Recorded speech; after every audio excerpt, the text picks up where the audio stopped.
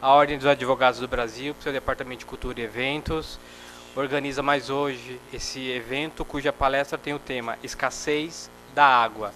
Aos colegas que não me conhecem, meu nome é Wagner Cavalcante dos Santos. Eu participo aqui da OAB de algumas comissões. Já declarando abertos os trabalhos, eu chamo o primeiro expositor, Dr. Wilson Agostinho Bonança.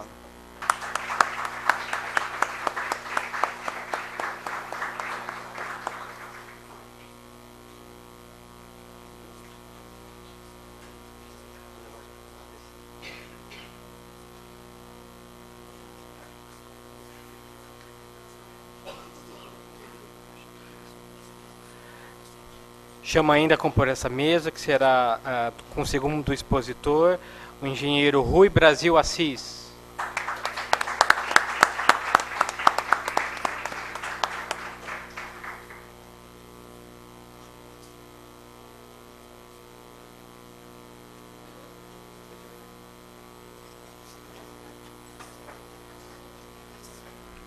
Composta a mesa, eu faço então a leitura do currículo dos expositores. Dr. Wilson Agostinho Bonança é advogado, nosso colega, consultor em recursos hídricos da Confederação da Agricultura e Pecuária do Brasil, é presidente da Comissão Permanente de Ética do Conselho Nacional de Recursos Hídricos, CNRH, e conselheiro titular do Conselho Nacional de Recursos Hídricos. O Rui Brasil Assis é engenheiro, coordenador dos recursos hídricos do Estado de São Paulo e ex-secretário do CBH Alto Tietê. Quero, antes de dizer algumas palavras, pedir para os colegas que antecipem, que sentem mais à frente para ouvir melhor também, tá, por favor. Obrigado.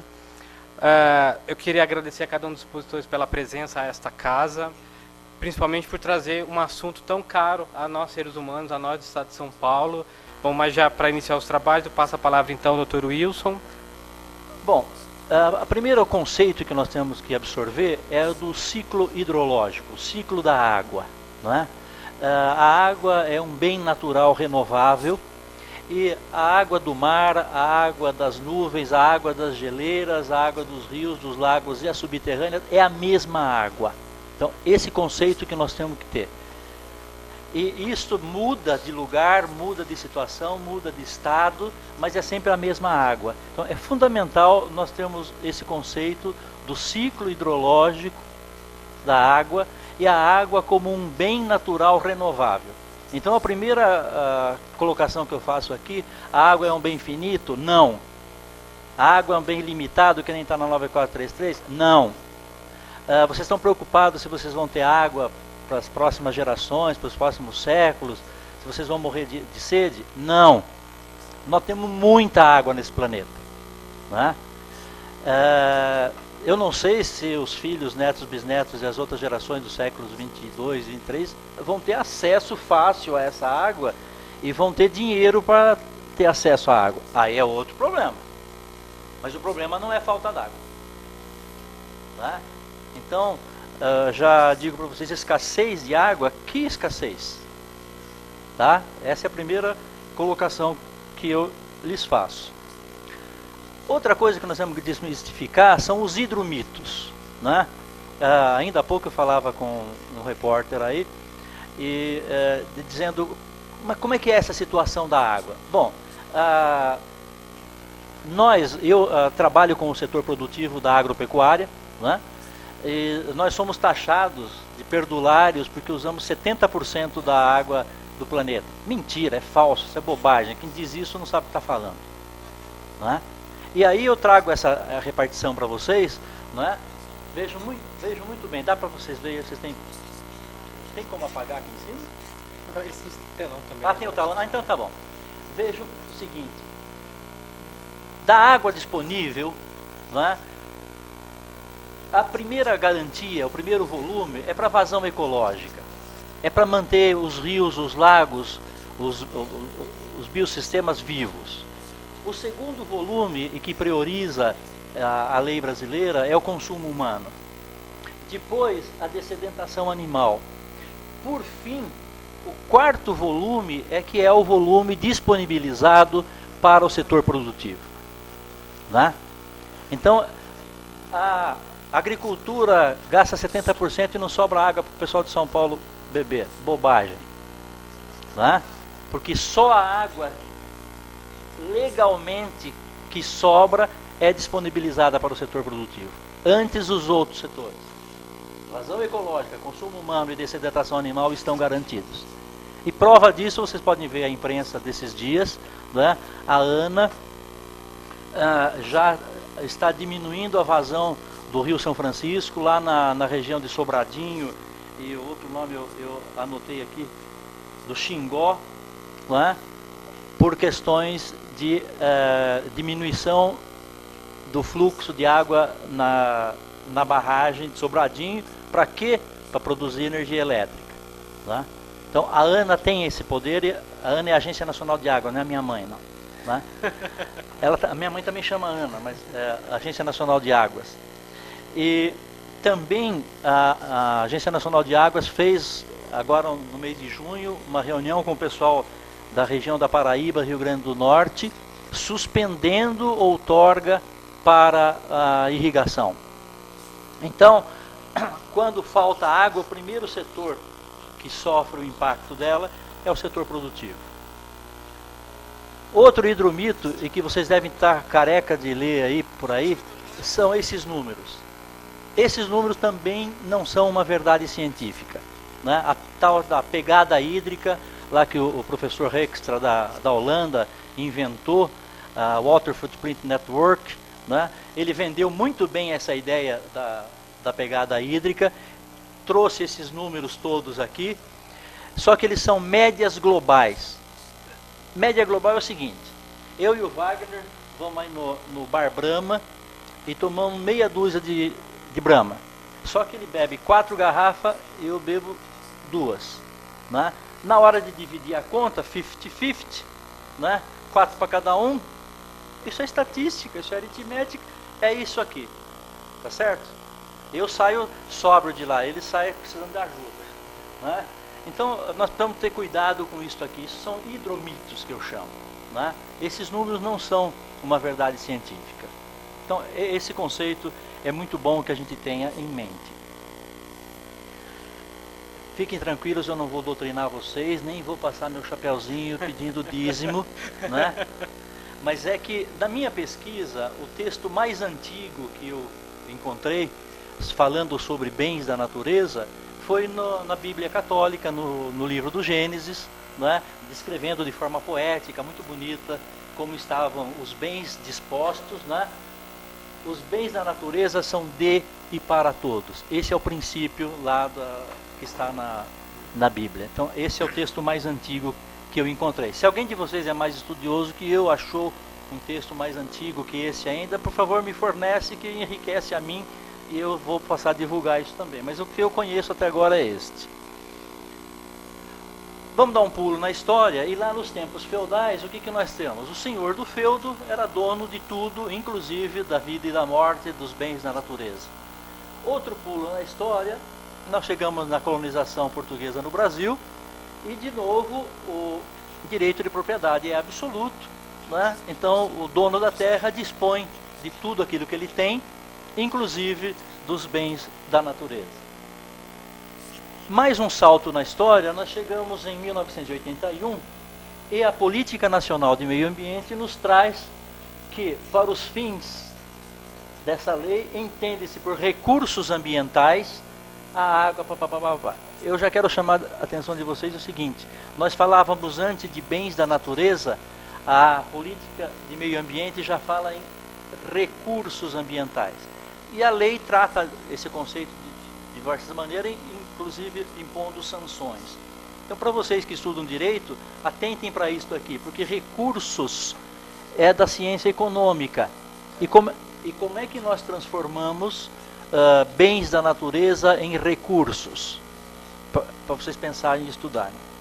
Tá? Porque a resposta não tem que estudar.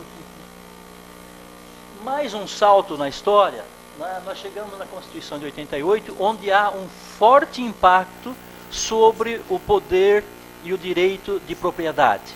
Né? A água que eu não tenho sítio, nem chácara, nem nada, tá certo? Mas a água que, vou falar em hipótese, que eu tenho lá no meu sítio, até 88 ela era minha e eu fazia dela o que eu bem entendesse, o meu vizinho que estava lá para baixo que se lixasse se ele precisasse de água também, a água era minha.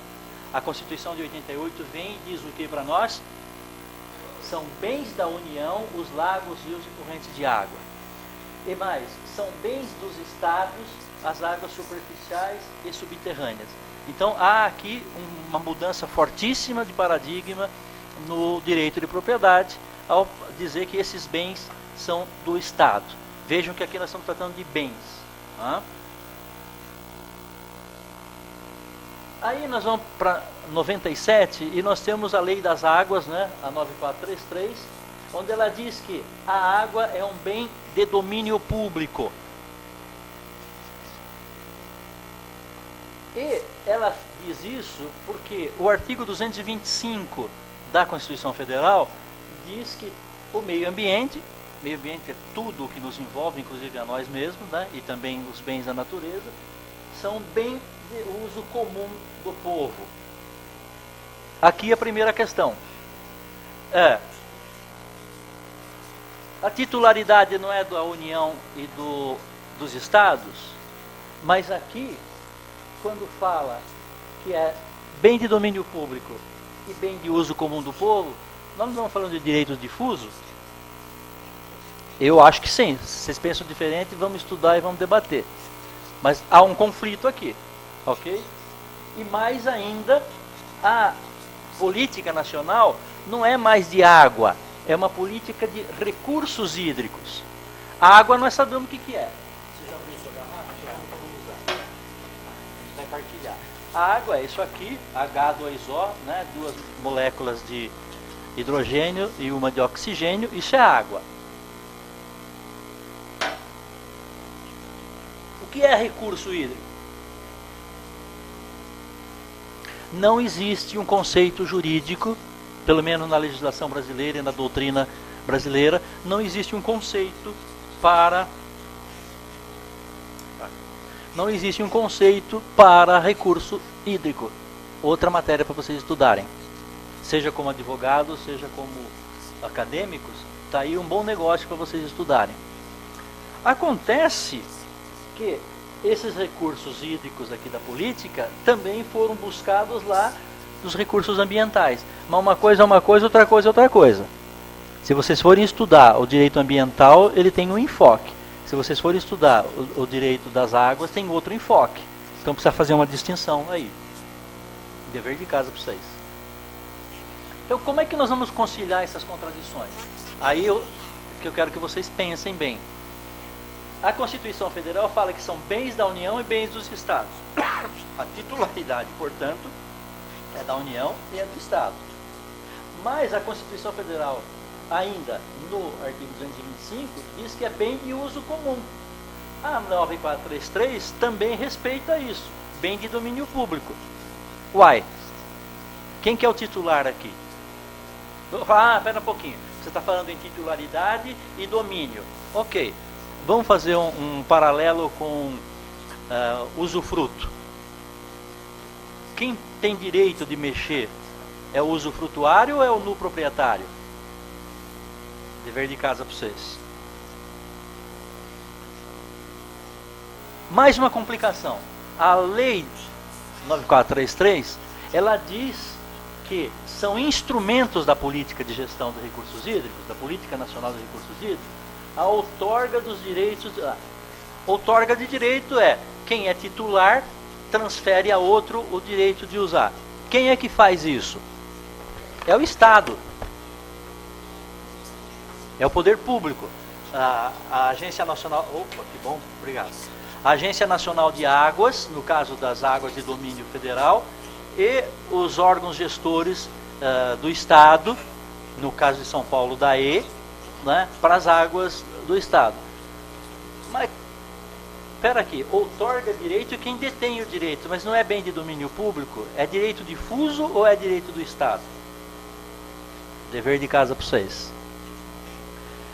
Mais adiante, além dessa outorga, que é um poder de comando e controle do poder público, nós temos um outro instrumento que é a cobrança pelo uso dos recursos hídricos. Quem cobra pelo uso uso da água é quem detém a titularidade. Bom, quem cobra na esfera da União é a Agência Nacional de Água ou as agências delegatárias. São organismos que ela delega poder para poder fazer a cobrança. Tá. É um ente do Estado, de novo, transferindo poder. Nas águas do Estado, quem faz a cobrança é a agência de bacias, né? No caso, a agência de águas do PCJ, o CEIVAP lá no Rio Paraíba, Peixe Vivo lá no São Francisco. Mas peraí, quem criou esses entes foram comitês de bacias. Comitê de Bacia Hidrográfica.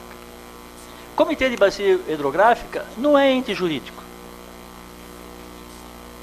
Não tem CNPJ.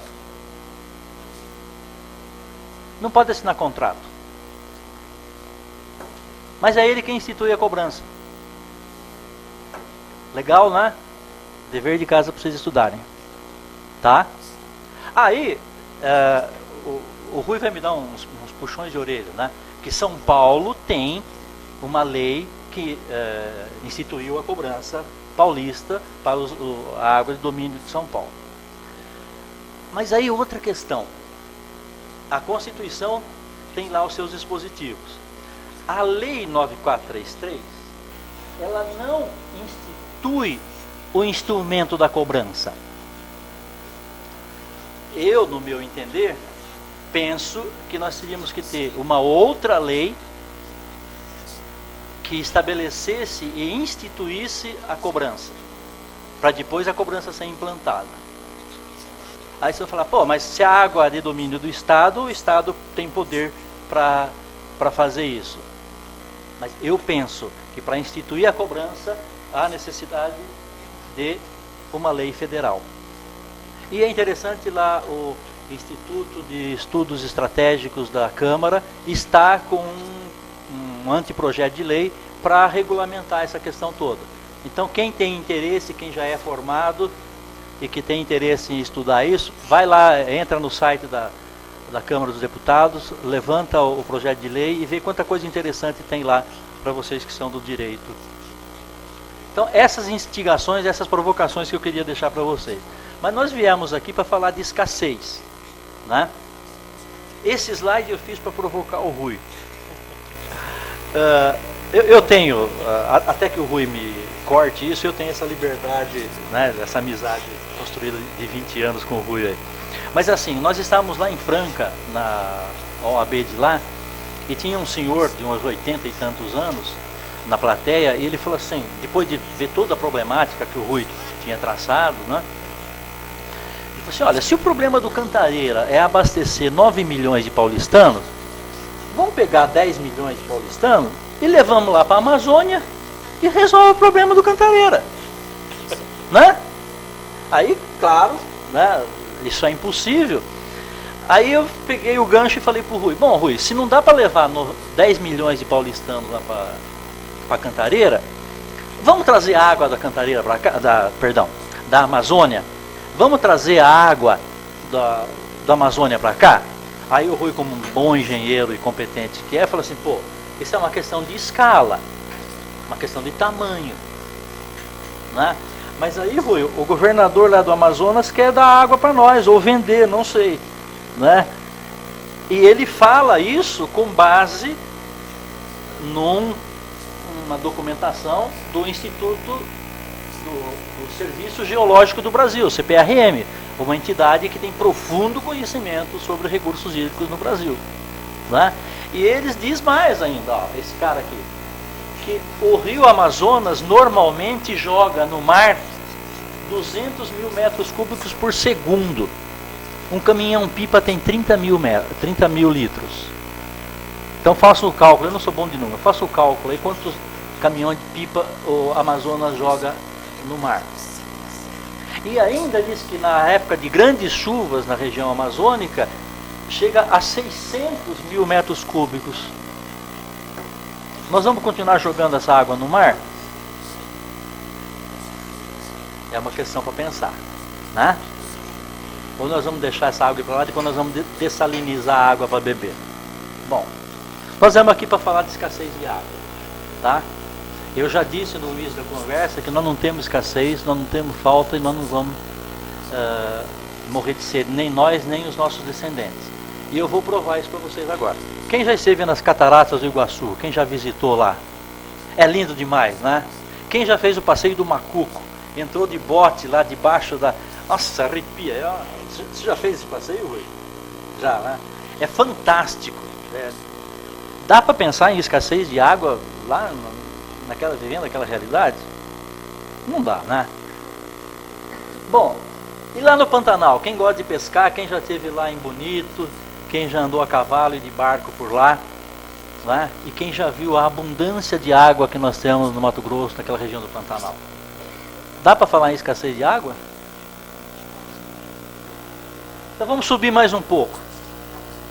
Região amazônica, Rio Amazonas, né? A Pororoca, dá até para surfar. Isto aqui é Rio Amazonas, é água doce. Isso aqui não é mar. Baía de Guajará, né? Não sei se dá para vocês verem bem aí nas telinhas, mas aqui nós temos a Baía de Marajó. A Baía de Guajará está aqui. A Foz do Amazonas está aqui, ó. Isso aqui tudo, aqui é Belém. Isso aqui é água doce. Lá na região norte do Brasil, água doce. Falta água, gente. Escassez de água, gente. Vamos discutir isso? Aqui no Brasil? Vamos descer um pouquinho. Quem já esteve no Recife? Quem já andou de catamarã lá no Capabaribe? Eu nunca acerto o nome. Capiberibe, é. Quem já andou de catamarã lá? São 6 rios. Eu fiz questão de anotar aqui, ó. É Capibaribe, Beberibe, Jiquiá, Tegipió, Jordão e Pinas. 6 rios cortando a Veneza brasileira. Eu tive o privilégio, né, de falar de água lá para eles e fui passear lá no Recife. Né? É lindo demais, uma cidade fantástica. Nordeste, falta água no Nordeste? Isso aqui é o Rio São Marcos, lá na bacia do Rio São Marcos, lá na região de Goiás, circunda um pouco de Minas também. Né? Aqui, Lago Paranoá, em Brasília. Isso aqui é Brasília, em maio desse ano. Falta água no Cerrado Goiano? Eu tive visitando umas propriedades lá em Cristalina, que é o maior perímetro agricultável sob irrigação. Os caras plantam cebola, plantam cenoura no cerrado. O cerrado, quando você olha assim a parte abandonada, é seco, né? Uma coisa assim, a vegetação é árida. Os caras plantam legume lá, né? Falta água. Isso aqui é nós, é São Paulo. Rio Tietê, Tamanduateí, né? Avenida do Estado, Tamanduateí. Falta água na cidade de São Paulo, gente. Outro dia aí, esse ano, acho que foi em março, inundou o Parque de Ibirapuera. Falta água na cidade de São Paulo. E esse rio aqui, quem se arrisca a dizer que rio é esse? Ninguém? Tietê, gente. Isto aqui é Tietê, lá na região de Barra Bonita.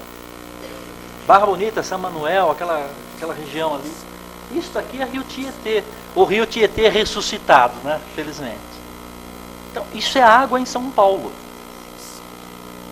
Nós vamos falar em escassez de água. 13% da água que existe no planeta Terra está no Brasil. 13%. Se somar ainda aquilo que vem lá da região amazônica fora do Brasil, chega a 16% de disponibilidade de água para o Brasil. Escassez onde? Como é que chama? No Atacama, lá no Chile, do Saara, mas no Brasil? O Brasil tem, no seu território, não é exclusivo, mas as 2 maiores bacias hidrográficas do planeta. A bacia amazônica e a bacia do Prata. Amazônica e do Prata. As 2 maiores bacias hidrográficas do planeta estão no Brasil. Cadê a escassez? O problema está aqui. Essa é uma revista que a ANA publica, a ANA, Agência Nacional de Águas, publica anualmente. Essa é de 2015 e tem, aqui está o problema, aqui está a questão. 81% da água disponível no Brasil está onde se encontra 5% da população brasileira. E os outros 95% da população se localiza onde só tem 19% da água. Então, aí sim é um problema. Né? Então o problema não é falta da água. O problema é a distribuição e o acesso. Esses são os nossos desafios. Né? É a eficiência na gestão dos recursos hídricos, a eficiência na gestão da água que nós temos. Essa eficiência só é alcançada com planejamento e planejamento de longo prazo. E nós vamos alcançar um planejamento satisfatório quando nós tivermos um plano de segurança hídrica. Nós não temos um plano de segurança hídrica no Brasil. A ANA lançou em 2012, a ANA, a Agência Nacional de Águas, lançou em 2012 um termo de referência para se ter um plano de segurança hídrica no Brasil. Era para estar pronto em 2 anos. Hoje, 2015, final de julho de 2015, meados de julho de 2015, a ANA não tem sequer os dados primários desse plano de segurança hídrica. São Paulo avançou nesse ponto. Né? O Rui tem muita responsabilidade com isso. São Paulo tem o plano de recursos hídricos da macrometrópole. Né? Está ainda um pouco aquém do que seria um plano de segurança hídrica, mas já tem muita coisa que falta ao Brasil como um todo. Né? E não se trata aqui, gente, de nós arrumarmos culpados para essa situação. Não é esse o nosso ponto. Eu vim aqui para instigar, para provocar vocês, né? Mas não é para achar culpado, para dizer que o Rui, que hoje é o coordenador de recursos hídricos do Estado de São Paulo, uma das pessoas que mais conhece a água e gestão desse país, né? Pela experiência empírica que tem e também pelo conhecimento técnico. Né? Não é o Haddad, não é o Alckmin, não é a Dilma que são os culpados por isso. Tem toda uma história, né? Toda uma tradição de a gente não se preocupar com planejamento de médio e longo prazo. A gente é muito imediatista. E por isso que nós enfrentamos as questões que enfrentamos hoje. Então, a quem compete enfrentar esses desafios? Está aí, ó, o artigo 225 da Constituição traz isso muito claramente. Né? Todos nós queremos viver bem, viver no Jardim do Éden, né? Com passarinho cantando, água abundante, blá, blá, blá. E de quem é a responsabilidade? Do poder público? Sim. Mas também da coletividade. Quem é a coletividade? Eu, Wagner, o Rui e todos vocês. Então, como é que nós vamos enfrentar esses desafios? Eu posso aqui falar de cátedra, porque desde 93 estou metido nisso. Né? Comecei aprendendo um pouquinho e hoje, até por influência da minha mulher que está aí, dos meus filhos, eu acabei fazendo um site, né, esse wbonanca.com.br, está terminando de fazer o site, para eu divulgar aquilo que eu conheço, o acesso àquilo que eu tenho e compartilhar com vocês aquilo que eu faço e as coisas que eu tenho na mão, para não deixar guardado lá na gaveta. O Rui, muito antes do que eu, trabalha nisso, né? Porque quando eu comecei, ele já estava lá, nessa questão da gestão das águas. Então, nós estamos fazendo a nossa parte, por isso a gente tem condição de estar aqui debatendo nessa casa um assunto de tamanha importância. Mas todos nós temos responsabilidade com isso. Né? Era essa provocação, essa fala que eu queria deixar para vocês, porque se a gente não se mexer, se a gente não mudar os hábitos, eu estava falando com o Durso aí um pouco antes da gente começar, que a culpa de tudo isso aqui é do Pero Vaz de Caminha. Né? Ele chegou aqui, se deslumbrou com as maravilhas, nesse país em si plantando tudo dá. E de fato, né, você deixa cair um grão de feijão, um grão de milho, na sarjeta ele brota. Né? Mas é falso achar que isso vai nos alimentar. Né? Mas a gente incorporou de tal forma essa cultura de que em se plantando tudo dá, que a gente não está nem aí, né? A gente toca, não, tem abundância, vai ter sempre, né? vai ter sempre de que jeito. Era isso, gente. Muito obrigado pela compreensão, pela paciência.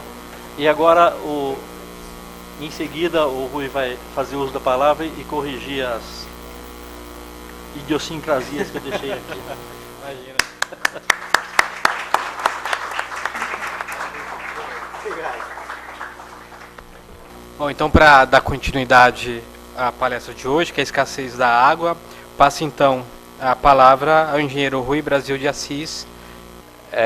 Quando a gente está na administração pública, é inevitável lidar com o direito, né? Porque ele está pautando toda a ação do gestor público, né? Então, a gente de vez em quando faz um exercício ilegal da profissão aí, mas não assina parecer, etc. A gente só faz também aí as defesas, as provocações, ou faz outras sandices também, né? Mas aí vem a Procuradoria Jurídica e diz que não. Aí você precisa ouvir uma outra opinião. E nisso daí, né, as opiniões são muito, né, diferentes. Então, essa coisa do direito é complicada. Na engenharia também não é muito diferente. Mas enfim, vamos aí, é justamente essa questão, a diversidade de posições que a gente tem, é que eu acho, e o debate sadio, e a busca, eu acho que isso é importante, o processo construtivo de buscar um caminho, né? Quando a sociedade tem esse processo construtivo, ela evolui. Quando nós temos um processo destrutivo, nós caminhamos de lado, né? E quem paga o pato? Nós mesmos, né? Então, evidentemente, como eu coloquei, não dá para falar de recursos hídricos sem a gente dar um pano de fundo sobre a legislação, que no caso aqui vai ficar bem mais rápido, né? Mas eu queria falar um pouco, puxando um pouco a brasa para a nossa sardinha aqui do estado de São Paulo. Me considero um paulista aqui adotado pela terra, né, embora não seja paulista, porque São Paulo trabalhou muito nessa questão, e eu não vou começar na Bíblia, viu? Não tenho essa ousadia. Mas aqui eu vou falar da legislação mais recente, que é o que realmente configurou aqui o nosso modelo de gestão, né? Então a gente tem, desde 87, São Paulo é pioneiro porque ele instituiu já um conselho estadual, embora chapa branca, para fazer uma proposta de plano estadual e também propor o que hoje é a legislação paulista. Então nós temos aqui uma linha do tempo, eu não vou ler tudo, óbvio, né? Mas a gente logo na sequência, isso antecedeu a Constituição, mas foi extremamente importante porque São Paulo se organizou, inclusive para influir, primeiro na Constituição Federal de 88 e depois na Constituição Estadual. A Constituição Federal a gente não conseguiu grandes coisas, tá? Só tem aquilo que o Dr. Wilson mostrou ali, é um inciso do artigo 20, se não me engano, lá que define os bens e diz que tem que instituir um sistema nacional e critérios de outorga. Mas na sequência, nós aprovamos aqui a lei mãe de São Paulo, a 7663, daí vieram os comitês de bacia, fundo estadual, plano estadual, etc. Só em 97 que a lei federal foi aprovada. Está melhor, está pior São Paulo? Não, isso é uma federação. Na verdade, a lei federal ela foi instituída após um debate realmente nacional. Foi muito importante, porque a lei ela nasceu madura e tem alguns avanços, inclusive, sobre a lei paulista. Eu destacaria que os instrumentos de gestão estão melhor definidos na lei nacional do que na lei paulista, tanto que hoje a gente adota aqueles da lei federal. Também seguiu-se, e nós temos coisas aqui as principais coisas da área federal, as principais coisas da área estadual. No ano 2000, nós completamos a instalação dos comitês de bacia. Em 2005, aprovamos a lei da cobrança, aquela que o Dr. Wilson disse que não concorda muito, etc. Mas por falta de lei aqui, nós temos 3 dispositivos legais, a Constituição do Estado, uma lei estadual e uma lei específica para a cobrança, né? Ancorado, evidente, em robustos pareceres jurídicos e até hoje nunca contestados pelo judiciário. Portanto, está valendo, vamos embora, né? Enfim, isso é um processo contínuo, né? De novas legislações e novas instâncias institucionais. Aqui, rapidamente, a Constituição do Estado, ela foi um grande avanço. Se na Constituição Federal nós não conseguimos grandes dispositivos acerca da água, é porque o pessoal ainda não estava muito mordido pela mosquinha azul dos recursos hídricos. Eles estavam mordidos pela mosquinha verde do meio ambiente. Foram tudo trabalhar lá na seção de meio ambiente da Constituição. Não sei se é seção ou um capítulo. Mas, enfim, na Constituição Federal, não. Mas aqui em São Paulo, a gente meio que aprendeu a lição e fizemos um lobby positivo. E a Constituição do Estado de São Paulo, ela dedicou uma seção exclusiva a recursos hídricos, que era uma coisa inédita, não em São Paulo, mas no Brasil. E daí, num tempo que não havia internet, nós tínhamos um maluco lá pela água, lá no DAE. Isso aqui a gente trabalhava aqui na Riachuelo 115, que nós emprestamos o prédio agora para o Ministério Público, tá? Mas era um prédio secular da Secretaria, né? Então tem toda uma seção que estabeleceu de forma muito precisa, as coisas. Segurar meios financeiros para o uso racional, aproveitamento, proteção e defesa contra eventos críticos. Do que estamos falando aqui? Escassez é um evento crítico, inundação é outro, né? Cobrança está na Constituição, tá? E aí, tudo isso aqui depois foi regulamentado pela Lei 7663, que eu vou falar um pouco à frente, mas ainda no campo da legislação, São Paulo também é o único estado, acho, o primeiro estado que aprovou um plano estadual, inclusive por lei. Nesse plano está muito claro que enquanto não houver um plano, no plano da bacia hidrográfica, prioridades de usos, as prioridades são essas. A lei nacional parou no que é prioritário, tá? Consumo humano, dessedentação de animais. Lá em 94, São Paulo já se meteu aí, né? São Paulo é meio metido, né? E estabeleceu, isso aqui está coerente com a lei nacional, o que é prioridade para abastecimento público. Vocês vejam aqui que lá no começo estão realmente as primeiras necessidades da vida, abastecimento de água às populações, né? E todas as demais sequências. Mas aqui tem um compromisso. Se existe comitê de bacia, ele precisa realmente trabalhar. E a legislação de São Paulo permite, porque a gestão ela é feita conforme a peculiaridade da bacia. Por isso a gestão é um processo descentralizado e participativo. Então nessa linha, se um plano da bacia discutir, fizer tudo isso, pode estabelecer prioridades diferentes dessa, respeitada a lei federal e a Constituição, obviamente. Mas vocês imaginam que discutir o que é prioritário, se é gerar energia, ou se é produzir alimento, se é transportar bens pela hidrovia, ou se é fazer irrigação, ou mesmo geração de energia, isso não é uma discussão fácil. Por isso é que até hoje isso ainda não foi consagrado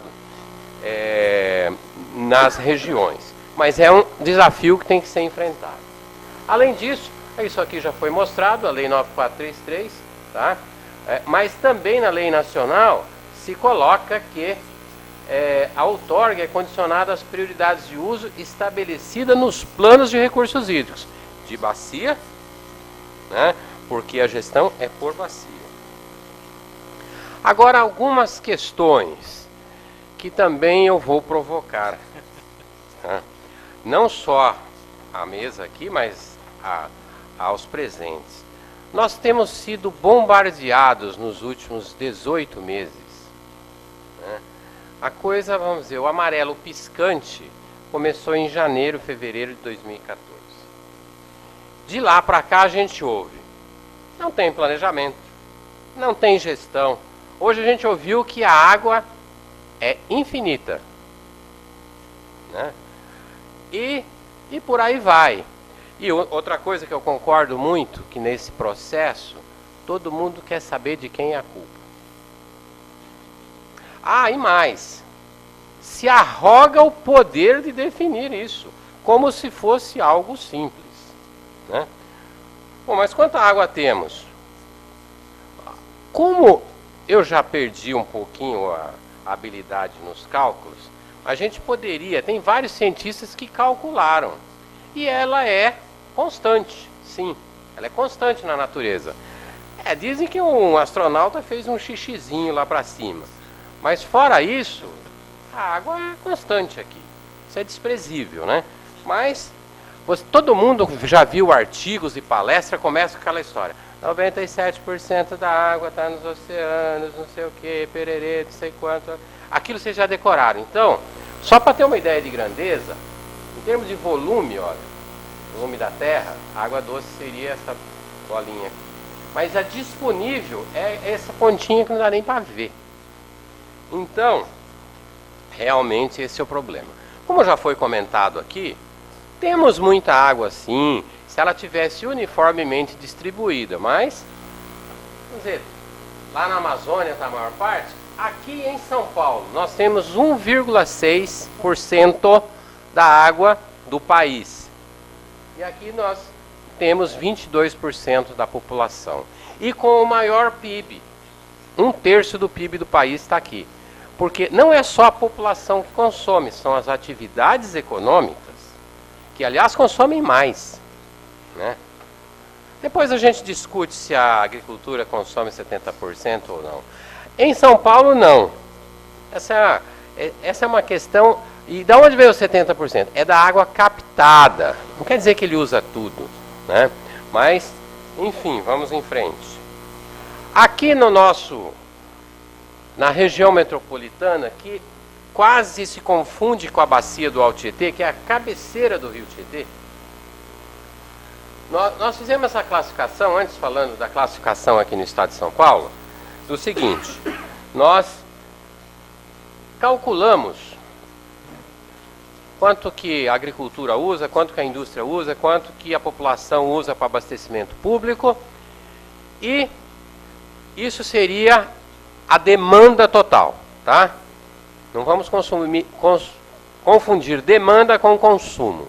Demanda é aquilo que eu preciso pegar. Consumo é o que eu devolvi menos o que ficou no processo, né? Então, e a gente considerou o seguinte: olha, quanto é a maior seca brava que tem aí, né, em todas as regiões, que a gente chama de vazão mínima natural. Tudo que está verde aqui está legal, ó. Está acima de 50%. Tudo que está azul está super legal. Região do Ribeira, Litoral Norte, Serra da Mantiqueira. Vai dizer, não tem nenhum lugarzinho lá que não falta água? Claro que tem, porque a água não se distribui uniformemente. Agora, todos esses, meio o amarelo e esses aqui, amarelo mais forte, já é uma situação em que nós usamos, né? Nós precisamos, nós demandamos mais que metade daquela água que nós temos em situações mínimas ou de escassez, ou nas estiagens, não como essa, porque essa é fora de série. Então isso é um cálculo geral. Então mostra que todas as regiões exigem atenção, gerenciamento, né? Gestão. E aqui em São Paulo, como é que é a situação? Embora o Tietê tenha alguma água, né? Eu não sei se você vai tomar água lá como você tomou aqui, mas tudo bem. O Tamanduateí também tem alguma coisa que algum dia foi chamada de água. Hoje está num estado um tanto quanto, né, diferente. Mas olha, nós usamos 4 vezes a mais do que a vazão mínima. Quanto é a vazão mínima natural lá em Pirapora do Bom Jesus? 20 metros cúbicos por segundo. Vocês falam, pô, mas aquele riozão daquele tamanho só passa 20 caixas d'água de 1.000 litros por segundo? Numa estiagem, sim. Mas ele é muito grande. É um engano de vocês. Vai ver o rio Tietê acima lá do lugar que a gente entra para ir para o Porto de Cumbica. É um ribeirãozinho. Isso aqui é um canal para drenagem de água de enchente. Tamanduateí a mesma coisa. O Pinheiros nem é muito para água de enchente, mas o Pinheiros a mesma coisa, é um canal artificial. É uma ilusão dizer que os rios da metrópole são rios caudalosos. Um monte de gente diz aí, principalmente o governador, nós estamos com rios de cabeceira, estamos próximo à nascente. Né? Quando fala, pô, o Tamisa foi despoluído, o rio Sena, etc. Todos, o Tamisa está na foz, é uma bacia imensa atrás, e o Sena está no curso médio para o baixo, com uma bacia imensa atrás. Então são vazões desproporcionalmente maiores do que as vazões do Tietê. Mas enfim, aqui se usa 4 vezes mais que a vazão mínima. E depois vou explicar de onde vem essa água, né? Primeiro que vem aqui do próprio vizinho da bacia do Piracicaba. Nós temos 8 sistemas produtores que estão dentro dessa bacia do Alto Tietê, que é um pouquinho menor geograficamente que esse amarelinho, que é a região metropolitana de São Paulo. Esses 8 sistemas produtores, todos se localizam aqui, e o que eles são? O Alto Tietê, Guarapiranga, Billings, até o Baixo Alto Cotia, eles são reservatórios. Portanto, eu guardo a água que chove durante o período de chuvas e uso durante o ano todo. Então a gente chama que são reservatórios de regularização. Mas mesmo esses aqui não são suficientes. Eu preciso de usar água da bacia vizinha, que senão não seria sustentável essa metrópole de 20 milhões de habitantes. Quanto água a gente tem nos mananciais aqui da região metropolitana?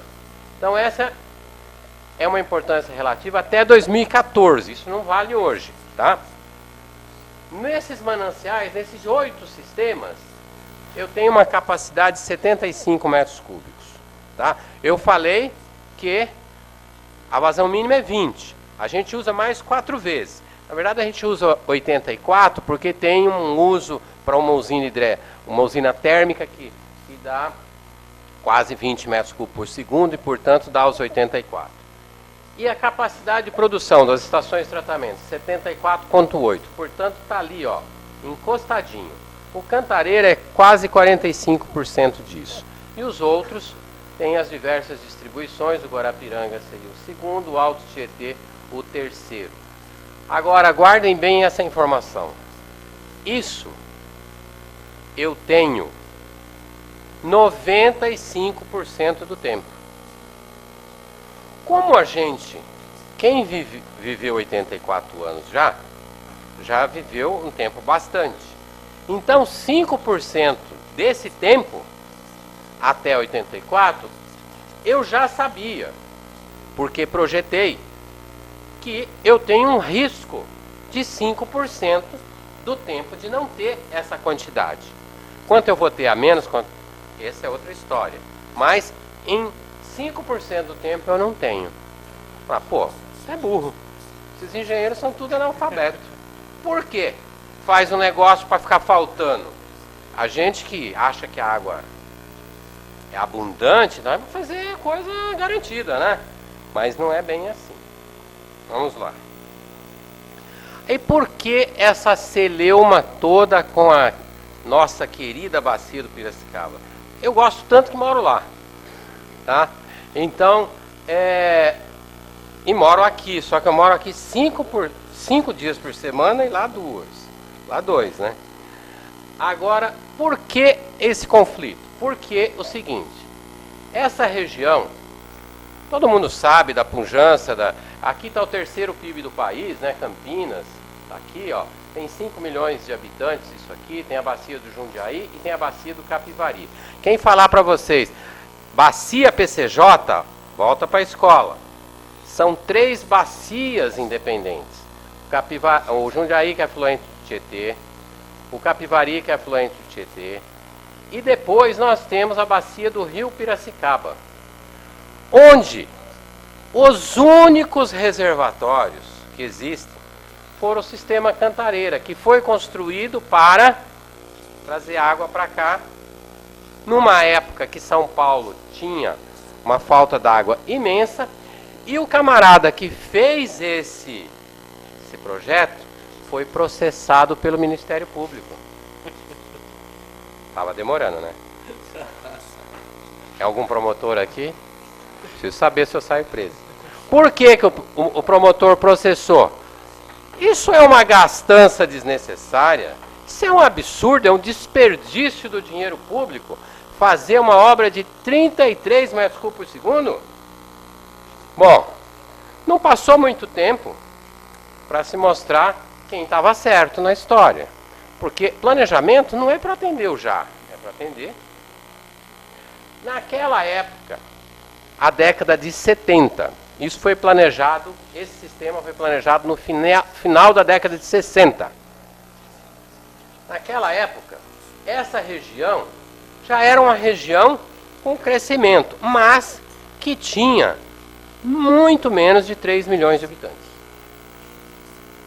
Seguiu-se um crescimento a taxas na década de 70 e 80 a 3, 4%. Municípios cresciam, alguns até 4,5%, 5% ao ano. Portanto, com o tempo, a demanda aqui aumentou muito. E o que acontece? Olha, eu construí 4 reservatórios na bacia do Piracicaba. Tem túneis aqui, não vamos entrar no detalhe, mas tem um túnel bem grandão que passa até 31 metros cúbicos por segundo para a região metropolitana. E descarrega nesses rios aqui, o Jaguari, o Cachoeira, o Atibainha, 5 metros cúbicos até 5 metros cúbicos por segundo para as regiões. Todas essas bolinhas que vocês estão vendo aqui são captações que a gente chama assim, a fio d'água, ou seja, o que passou eu pego. Não tendo chuva, tendo uma estiagem brava, o que acontece? O rio seca. Em condições normais, esse 31 para cá e esse 5 para lá, beleza. Não tem problema. Mas, com o crescimento, o plano da bacia aqui prevê que em 2018 vai precisar de mais água de qualquer jeito. É claro que eu tenho água daqui. A água que está alimentando Campinas aqui, não é a água que é descarregada aqui. É a água que vem pelo lençol freático, que vem em toda essa região aqui. Porque vocês veem, não está chovendo, mas tem água no rio. Da onde vem essa água? Lençol freático. Então, na verdade, isso aqui alimentou uma luta histórica, uma briga histórica, um conflito que já tem mais de 40 anos. Há 10 anos foi relativamente pacificado com a outorga em 2004, que estabeleceu regras. E para isso existe gestão, para buscar regras de convivência. Porque a água é um bem público. A água não é do PCJ, a água não é do Alto Tietê, a água não é dos cariocas que não querem ceder para São Paulo. A água é pública. Lá no PCJ vai precisar de água. Então, já há um bom tempo, estão planejadas as 2 barragens. O projeto executivo será entregue agora em agosto. E elas vão fornecer mais 6 metros cúbicos por segundo. Olha, 95% do tempo, 6,4. 100%, 6. A gente já botou o cálculo de 100% ali, para não dizer que não foi calculado. Aí o pessoal, com medo disso, já levantou um pouquinho mais a barragem para ganhar mais meio metro cúbico por segundo.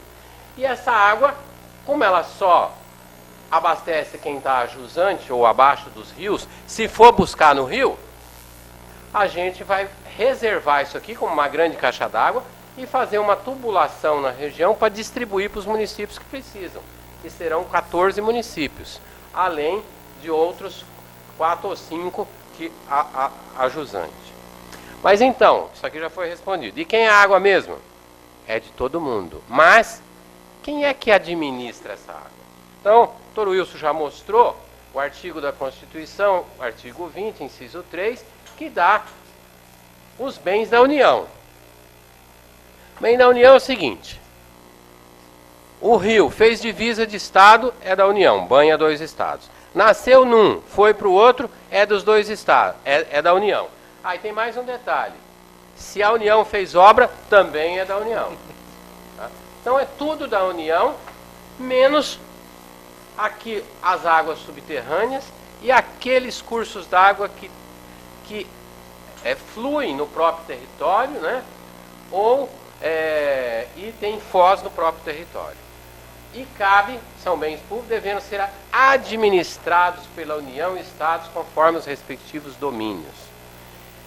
Parece simples, mas não é. Por quê? O rio que muda de domínio, tem um lugar que é um que deveria mandar, outro lugar que o outro que manda. Como é isso? Vamos voltar aqui, ó. Vocês verem, ó. Esse rio Jaguari aqui, ele nasce, ó, aqui divisa de São Paulo e Minas. Ele nasce lá em Minas. Ele é federal. Esse rio, é o Camanducaia, desculpa. Esse o Jaguari nasce em Minas, é federal. O Camanducaia também é federal. O Atibaia, descobriram uma nascentezinha dele aqui em cima, também é federal. Esse Atibainha aqui, ó, é estadual. Aí a gente misturou essas águas tudo no sistema Cantareira. Sai de lá, vem para cá.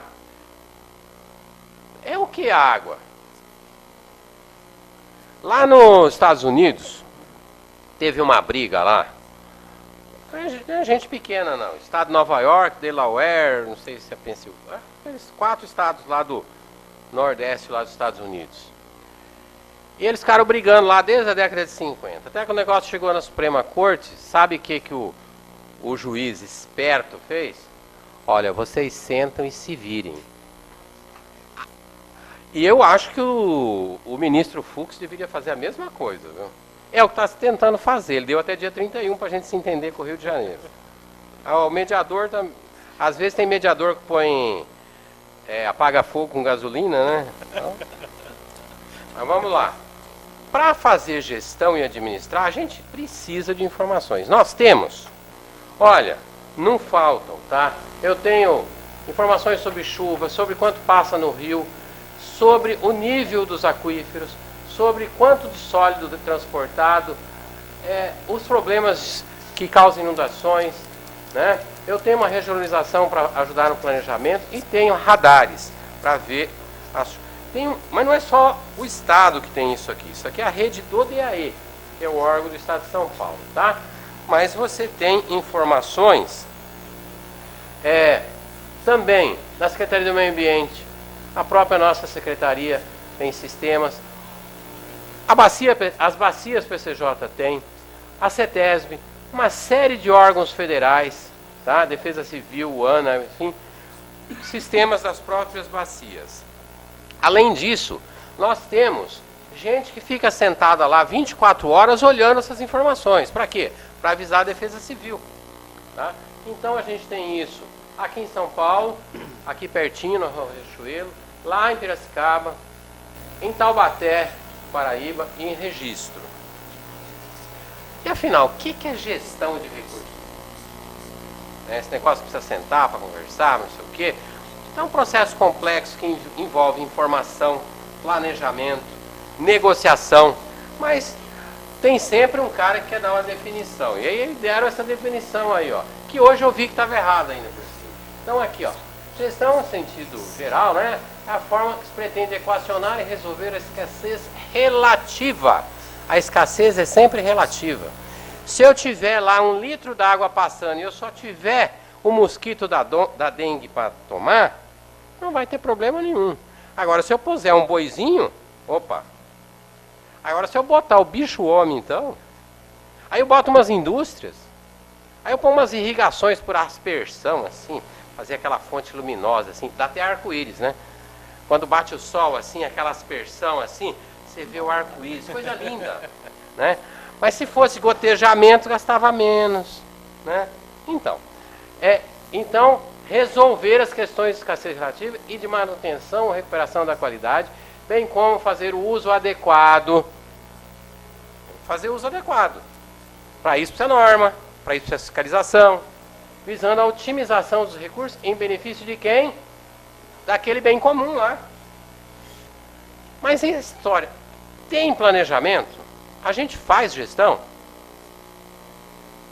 São Paulo, eu já falei, a gente tem um sistema, tem um colegiado central, que é o Conselho Estadual de Recursos Hídricos, comitês de bacias, que se decide as coisas que nós vamos fazer. Com base técnica, tá? Sempre com base técnica.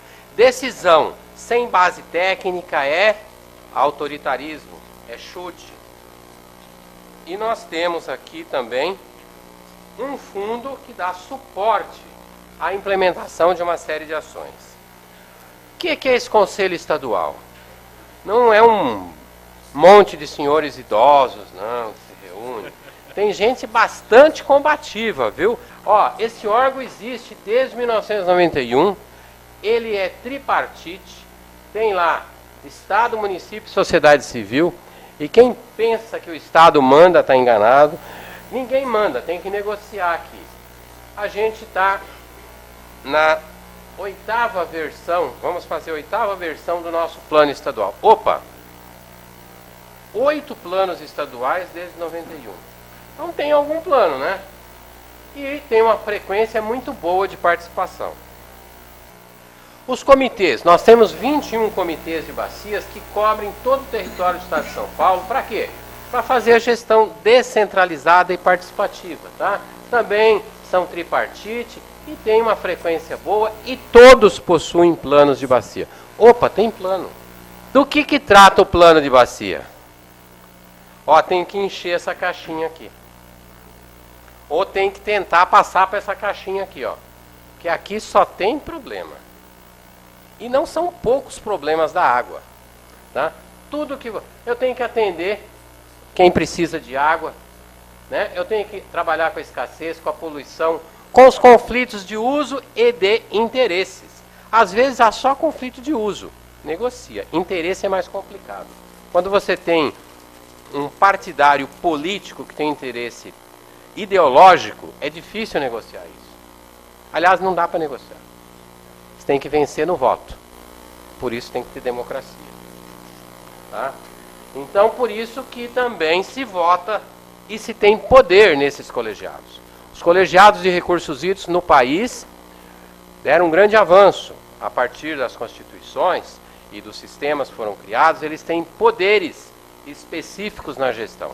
Por exemplo, aquela tal de cobrança lá, não é imposição do poder público, não. É negociado e aprovado pelo comitê. Inclusive por quem vai pagar. É uma democracia ao quadrado, né? Porque a gente tem lá e tem o poder depois que vai, poder público que vai instituir o preço, que é o caso de São Paulo. É um preço público que é instituído por um decreto, mas que foi votado aqui. Desperdício, limitações, etc. Ah, mas nós temos planos de longo prazo? Ah, temos sim, senhor. Aqui em São Paulo, olha, o sistema Cantareira e o sistema Alto Tietê foram projetados na década de 60 por esse plano com horizonte de 30 anos e foram construídos. Depois que venceu esse plano, nós fizemos outro em 1990 para rever todas as prioridades de obra, as questões de poluição, e aqui nasceu uma prioridade. Vamos atacar o problema da qualidade de água, nós temos que recuperar a qualidade de água. Acabou não. Agora, em 2008, antes de vencer a vigência desse, nós fizemos o plano da macrometrópole aqui na região mais populosa do estado. Macrometrópole é somente um lugar que tem 21% da área do estado, mas tem 77% do PIB do estado. Aqui vive 75% da população do estado. De cada 4 paulistas, 3 vivem aqui. Uma área de 180 municípios. Nós estudamos bastante coisa aí, tá? E para concluir o quê? Precisa consciência da população para gastar menos água, precisa fazer uso racional, mas nós também vamos precisar, até 2035, que é o horizonte desse plano, nós vamos precisar de mais água. Onde? Aí nós fizemos um inventário. Vamos precisar de todas essas obras aqui? Não. Nós fizemos um inventário de tudo que era possível, calculamos o custo, tudo no mesma data, e falamos, olha, o que é melhor do ponto de vista econômico e financeiro? Olha, do ponto de vista econômico e financeiro é fácil resolver. Mas tem uma outra questão, do ponto de vista político. Por exemplo, essa obra aqui, não dá nem para ler direito, olha, que é do Paraíba do Sul, o Rio de Janeiro era contra. E nós já negociamos para que ele seja a favor. Então não era uma obra fácil. E foi colocado no tempo, ao longo dos 30 anos, de opções dentro da macrometrópole e fora dela, como até trazer água de Jurumirim, porque o estudo demonstrou que era melhor que trazer água de Barra Bonita, lá do Tietê, lindão lá, mas aqui seria melhor por outras razões, até para abastecer o eixo da Castelo. Mas, e a Sabesp não tem plano? Tem. A cada 5 anos, ela faz um plano que vê qual é a necessidade em determinado ano e qual a obra que precisa entrar. Se crescer muito a demanda, ou se for uma demanda mais comedida. E aí vai se administrando isso ao longo do tempo. Esse slide aqui foi feito numa época que nem se imaginava em crise hídrica. E ele já previa obras até 2025. Bom, mas essa crise não era previsível? Um monte de gente falou que está nos estudos, deu a página dos estudos e etc. Aí a gente tem que ver que especialistas, eles surgem especialmente nessas épocas de crise. Mas são muito sabidos, tá? E aí a gente tem que ver que também é como o advogado tem essa opinião, tem aquela opinião. Vamos ver se ela era previsível para a gente saber se ela ia entrar numa escassez brava, que a gente ia entrar naquele risco de 5% que eu falei. Olha, isso aqui foi feito. Isso é um satélite americano, viu, gente? Eles são bons nesse negócio aí. Mas eles disseram aqui, ó, a previsão em 2013, novembro, dezembro de 2013, janeiro de 2014. Depois, dezembro, janeiro, fevereiro. Dezembro de 2013, janeiro, fevereiro de 2014. E janeiro, fevereiro e março. Em todas essas previsões, se vocês lerem ali, a resposta é: não sei o que vai acontecer. Ou seja, as probabilidades de dar esse azulzinho aqui, ou dar um mais ou menos, ou dar uma seca brava, elas eram equivalentes. Tá? Ó, categoria normal, 40%. Acima do normal, 30%, 35%. E assim por diante. Então, do ponto de vista da previsão, não havia essa previsão. Já estamos indo para a parte final, antes que alguém durma aqui. Mas, afinal, por que aconteceu? Essa foto vocês viram. Mas cadê aquela água infinita? Aqui acabou. Está lá no Amazonas, né? Mas lá não dá, né? Mas tem os rios voadores, né? Ah, tem. A Marina diz que tem, mas enfim. Mas por que aconteceu e por que foi dos últimos 84 anos? Agora me perdoem, tem um gráfico aqui. Isso aqui é o seguinte. Aqui estão os meses do ano, janeiro a dezembro, tá? Em cada um, essa rosinha aqui, e quando o mundo é cor de rosa, tá tudo bem, tá? Então foi escolhido a dedo. Aí nós temos o seguinte, eu peguei, eu não, né? Os universitários lá que fizeram para mim. Ó, 84 janeiros até 2013, tá? Até 2013, 84 janeiros. A média desses 84 meses da vazão que chegou no sistema Cantareira foi 64, vai olhando aqui. Fevereiro, foi 66, e assim foi. Por quê? Porque chove mais quando? De outubro a março, abril talvez. E aí eu faço, e a média quanto é que deu? 39,6, a média de 1930 a 2013. 39,6. Quanto eu falei que tira mesmo do Cantareira? 31 para cá, mais 5 para lá, 36? Beleza, ainda sobra. Tá? Claro que eu tenho reservatório para tirar aqui, quando choveu aqui. Qual foi a pior estiagem de 1930 a 2013? Foi do ano de 1953. Olha, em janeiro já choveu 25. Aí, ó, a coisa ficou numa média de 21,8. Se o sistema Cantareira existisse lá, teria sido uma crise também. Ele não existia. Isso é um cálculo probabilístico que se faz e a gente estende isso para tudo. Todas as usinas do sudeste do Brasil têm dados hidrológicos a partir de 1930. Tendo a usina ou não. Tá? É a ciência da hidrologia aí. Então, em 53, essa média deu 21,8. Já era horrível. Como é que foi em 2014? O ano que a gente quer esquecer. Temos vários motivos.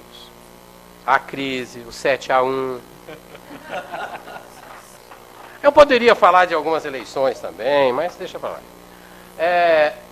Em 2014, fizeram um xizinho ali nesse negócio no calendário. Olha, nós tivemos, ó, em janeiro, quando na média, chove 64, choveu aqui 15, 14, ó. E essa batida piorou em fevereiro, que é um mês que é o mais chuvoso da série histórica. Que sempre foi o máximo aqui, ó. Foi o mínimo aqui. Aí foi tal, e aqui o pau quebrando, né? Julho tal. A média do ano foi o quanto? 8,7. O que aconteceu? Fomos com volume morto. Não tem saída. Ainda bem que tinha água lá embaixo. Foi pro volume morto. Reserva técnica. O nome que vocês quiserem dar. Mas foi lá para baixo. Mas ainda bem que tinha água lá. Por quê? Como dizia meu chefe ano passado, Mauro Arce, ele falou, olha, eu tenho aqui, ó, um copo cheio, tá?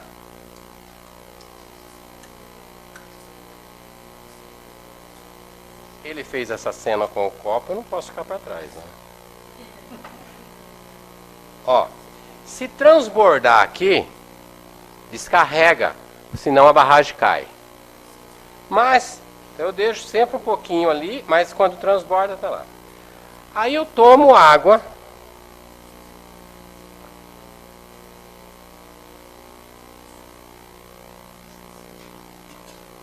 Olha o copo. E o copo tá para baixo do meio, chegando lá. Aí o cara fala, ó, chega um cara lá, um daqueles sabidos. Faz racionamento. Aí meu chefe falava, mas o copo tem água. Eu não posso beber esse pouquinho? Você quer que eu morra de sede? Mas sem essa figura, é uma outra questão a racionamento. Vocês sabiam que se eu deixar a tubulação seca, eu corro o risco, que não pense, do mesmo jeito que eu tenho perdas de água no sistema, que alimentam os poços profundos. Muita gente diz que a água dos poços profundos aqui é tudo da Sabesp, que vazou nos canos. Né? deve ter um pouquinho de verdade. Tem um certo exagero, mas tem. Mas, enfim, se o cano ficar seco, eu posso criar uma pressão negativa e lá fora também vaza esgoto, que pode entrar. Aí eu vou ter um problema de saúde pública. Isso não é a Sabesp que diz. É o setor de saneamento, é a vigilância sanitária, é o mundo que diz. Mas ninguém fala isso na hora do pega para capar, né? Então, o trabalho do gestor foi administrar isso aqui e falar para todo mundo, ó, tem água, mas a gente vai tomar essa água, mas modere, aprecie com moderação, né? Então foi isso, olha. E como é que estamos? Ó, em 2014, deixou de entrar no reservatório 372 milhões de metros cúbicos. Vamos aproximar aqui, se fosse 400 e o volume total do reservatório é quase 1 bilhão de metros cúbicos, nós estamos falando em coisa de 40% que deixou de entrar. Tá? E como é que nós estamos em 2015? Ó, 2015, em janeiro, foi terrível. Foi 8,5, foi pior que 2014. Porém, em fevereiro, ufa! Nós já estamos aí, ó, esse traçado. Então nós já estamos dentro da faixa do ano de 53 e estamos nos mantendo lá. Esse 8,9 é até ontem, tá? Portanto, nós estamos com uma média em 2015 de 18,9. Quanto estamos tirando do Cantareira? 13,5. Média mensal estabelecida pelo DAE e pela ANA. Ou seja, está se fazendo gestão. E de onde vem a água para o povo beber? Está vindo de outros lugares, né? Agora, para a gente responder, tentar responder aquela coisa, por que o engenheiro não põe 100% de garantia no abastecimento público? Culpa do economista. Quer ver? Ó, a gente já viu, engenheiros conhecem o negócio da sazonalidade. Às vezes chove em janeiro, às vezes em julho não chove, mas às vezes chove em julho também, né? Mas enfim, a sazonalidade não é uma regra absoluta, tá?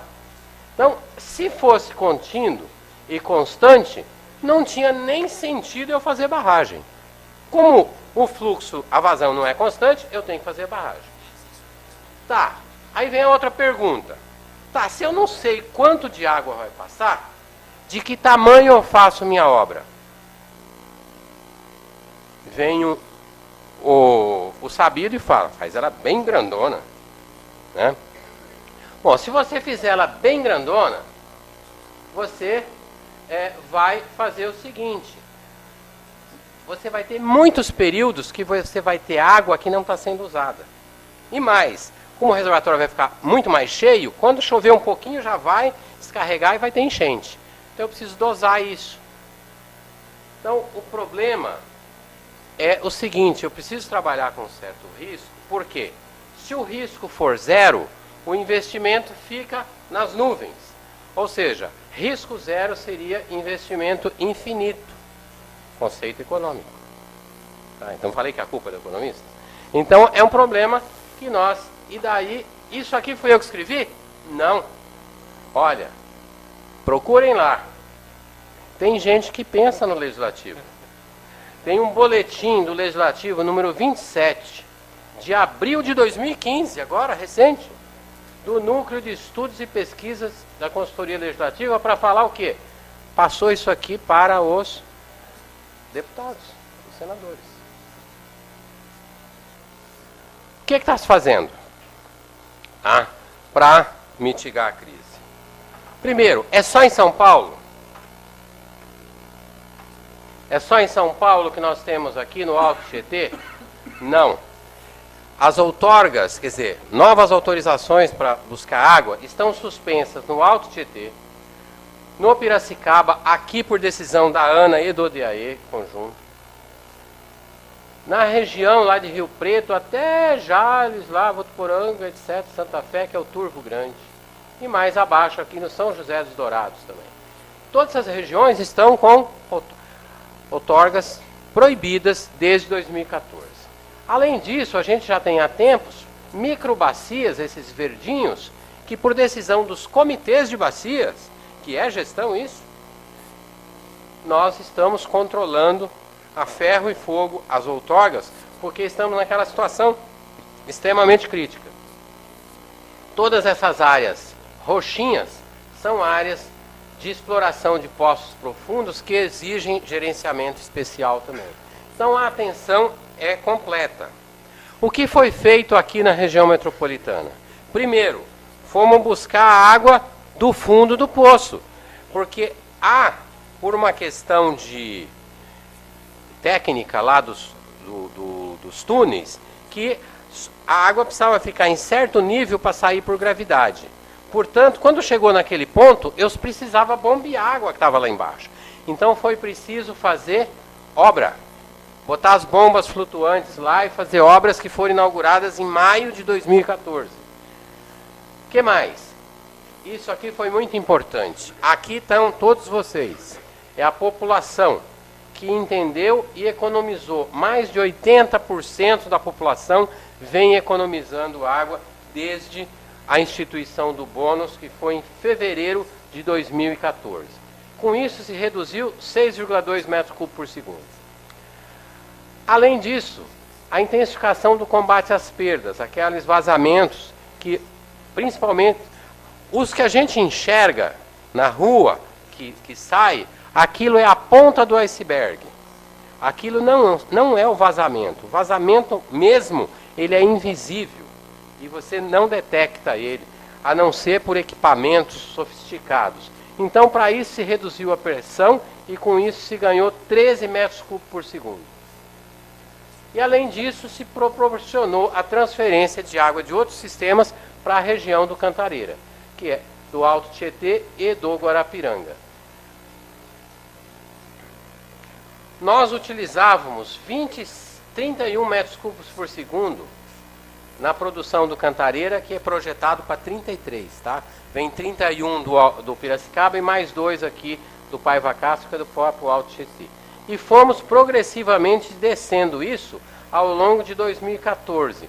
Chegamos em dezembro utilizando 18, passamos em janeiro para 17 e a partir de março 14. Hoje estamos usando 13,5. Quer dizer, com tudo isso a gente diminuiu 17%, 17 metros cúbicos de produção lá no Cantareira. E na região metropolitana em toda, que era 71 em fevereiro de 14, hoje 51. Estamos mantendo essa média, oscilando 51, 52, 53. Então, é um esforço imenso. Bom, aqui vou passar rapidinho.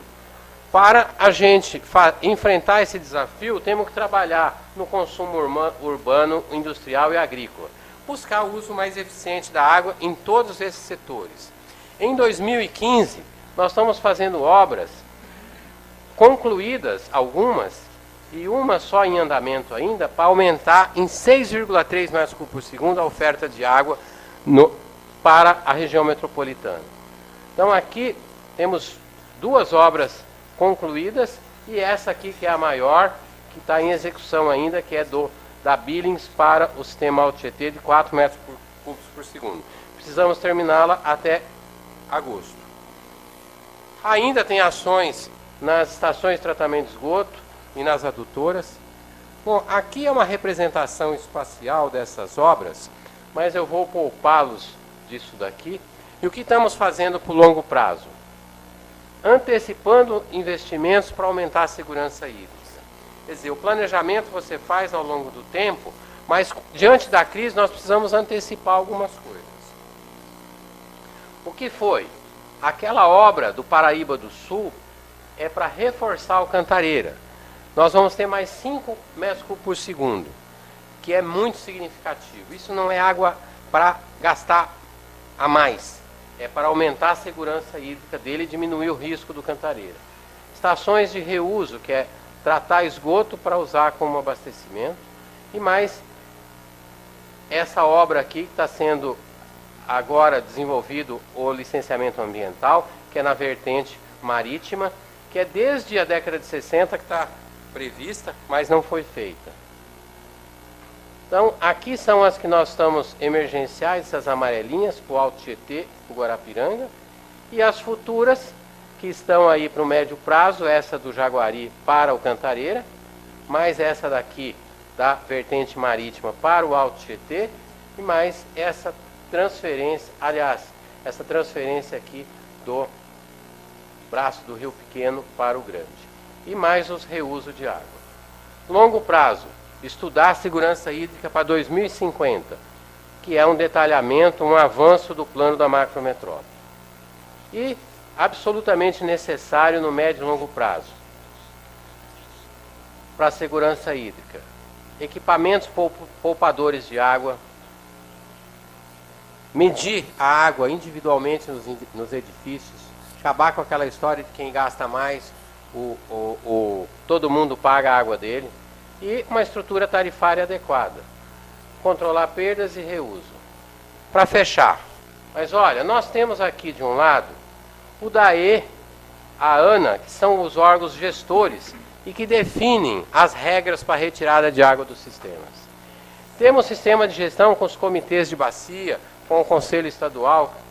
A CETESB, que controla a qualidade de água, foi chamada, né, para dizer, não, a água do volume morto é uma água podre.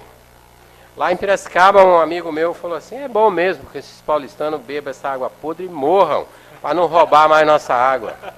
Mal sabia ele que a água que é descarregada para lá sempre foi aqui de baixo. A água é a mesma. Tá? Bom, tem o governo do estado que evidentemente joga um papel, se acerta, leva o benefício, se erra, perde a eleição. Governo federal a mesma coisa. Tem a Sabesp, que é mais conhecida em algumas rodas como Geni, aquela música do Chico Buarque, né?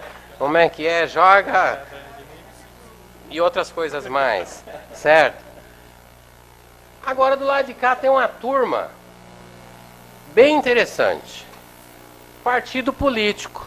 Não pode ver um probleminha que sai fazendo, né? Mas a mídia, né? Tá todo dia aí querendo vender jornal. E existe um negócio que eu aprendi que é o seguinte: notícia boa não vende jornal. Bom, antes de chegar aqui, nós temos os estados vizinhos. Se eu dependo de Minas, se eu dependo do Rio, também tem problema.